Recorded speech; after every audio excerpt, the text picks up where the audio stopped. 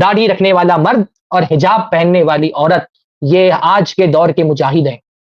داڑھی رکھ لینا، نقاب پہن لینا آج کے دور میں جب دینی شعار کو دقیانوسیت کی علامت سمجھا جاتا ہے، ایسے دور میں داڑھی رکھنا، اسلامی شعار کا اظہار کرنا، نقاب پہن کر کے اسلامی شعار کا اظہار کرنا، یہ کسی جہاد سے کم نہیں ہے۔ بہت یہ اللہ کے ولی ہے۔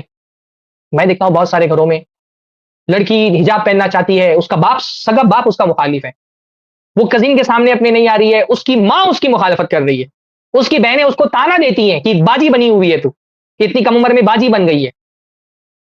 لڑکا داڑھی رکھنا چاہ رہا ہے، اس کا باپ اس کو تانا دیتا ہے کہ اس عمر میں ملا جی بن گیا ہے۔ یہ تانے برداشت کر کے اپنے گھر والوں کے، اپنے محلے کے، اپنے خاندان کے لوگوں کے، اپنے اسکول کے کلیگز کے، اپنے ساتھیوں کے، دوستوں کے، اپنے کالج میں ساتھ پڑھنے والے اپنے طلبہ کا تانا بھی سن رہا ہے، لیکن اپنے حجاب اور اپنے نقاب اور اپنے دین کے شعار، اپنی داڑھی کے ساتھ سمجھوتا نہیں کر رہا۔